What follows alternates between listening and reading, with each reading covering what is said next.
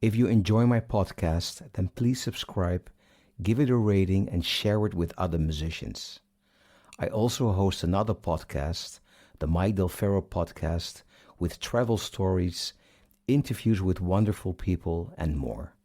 You will find it on Spotify and all other podcast platforms or via my website, mikedelferro.com.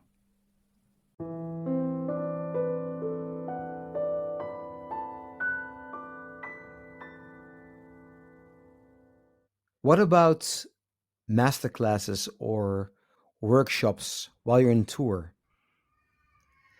Yeah, they're great. Um, I love doing workshops and masterclasses, and every tour we do a couple. Um, there are two categories for my group. There is workshops for kids, which are more introduction to the instruments and introduction to music, or maybe a style, jazz, or um, they're very short. If it's for younger children, maybe they're like half an hour long. And then we do workshops for music students, so musicians, uh, college students that want to be professional musicians. They want to continue with music as a profession. Um, I really like working with students. It's really fun to talk about the stuff in detail. And you talk to yourself maybe 15 years ago. I enjoy that part if I work with college students. I think they're a great way to make money on tour, to supplement some income.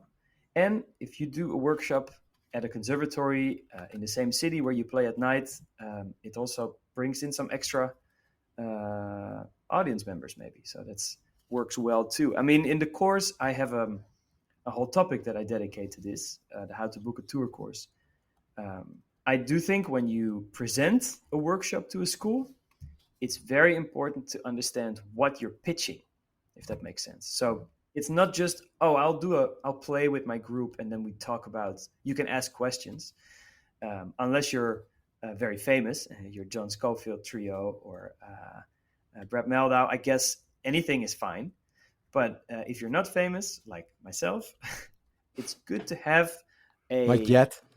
not yet, exactly.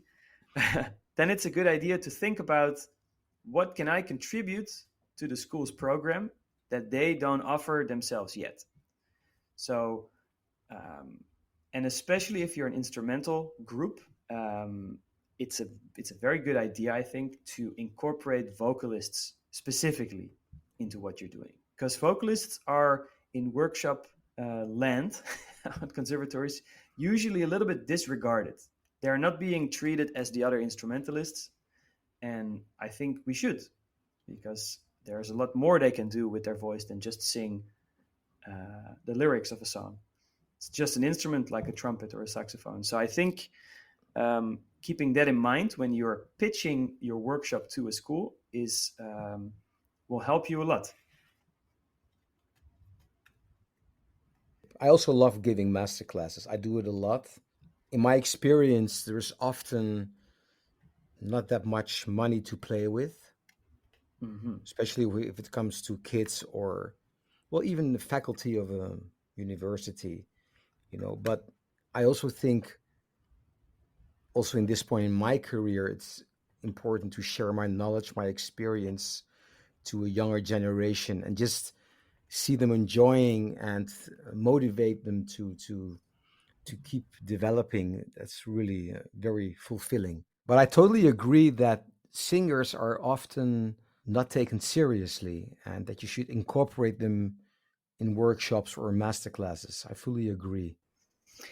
Yeah, and I realized that it's a very strong selling point if you can find a topic that you talk about. For instance, in my trio, we have a workshop that revolves around improvisation and basically how to set up.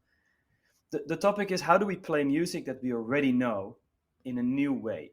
So, for instance, if I would play Stella by Starlight, or I'm on a jam session and I say, let's play Stella by Starlight, pretty much anyone on the bandstand will have an idea of the tempo, of the key, of the time signature, of the feel, and this sort of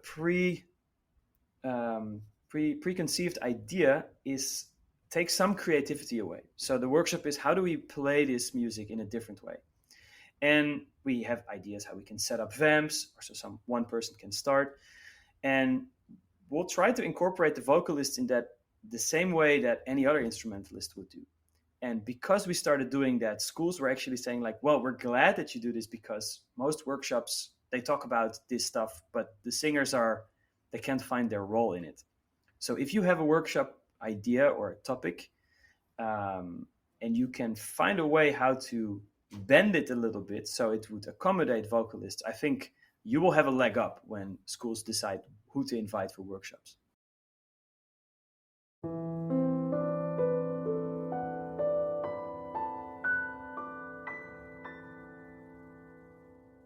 If you enjoy my podcast, then please subscribe, give it a rating, and share it with other musicians. I also host another podcast, the Mike Del Ferro podcast, with travel stories, interviews with wonderful people, and more. You will find it on Spotify and all other podcast platforms, or via my website, mikedelferro.com.